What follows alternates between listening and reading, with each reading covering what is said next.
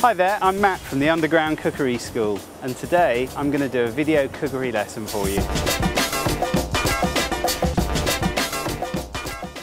Hello, you in particular, hello. I am going to show you today how to cook Chinese stir-fried rice, or Chinese rice. The first thing we need to do is just get a bit of vegetable oil in a pan, and we want to get that up to a reasonable temperature. So whilst we're doing that, I've got some dried mushrooms here which we're going to add to the rice at the very end.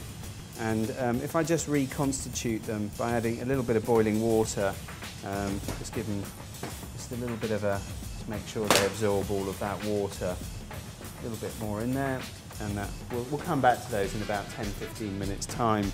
That oil is now nice and hot, so I can throw those onions in and just give them a good old mix. Now you can leave them for a couple of minutes, but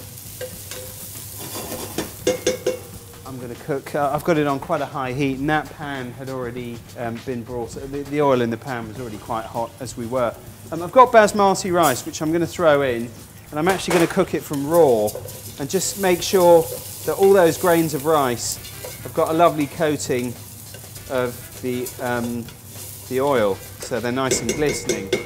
I've now got some hot water.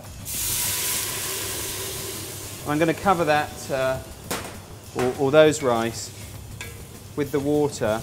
Just going to turn the heat down a little bit as I put the lid on. And what I'm going to do is leave that for 15 minutes. I'm not going to be tempted to see what's going on, because if you keep lifting the lid up and stirring, it disturbs the proteins in the rice, which then releases all the starch, which makes it really too sticky. So we're just going to leave that for the moment. Right, well that rice has now been cooking away for about 15 minutes or so. This is actually a clean tea towel. I'll tell you why that's important in a sec. Rice is cooked to perfection. All the rice has been absorbed. I mean, I think the most beautiful way of cooking basmati rice.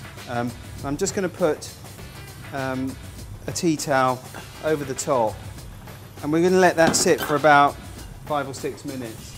And in the meantime, what I'm going to do is get going with the rest of the ingredients. Whenever you cook with a wok, I think the important things are always use vegetable oil. It burns at a much higher temperature. You want to get that oil up to a really furious heat.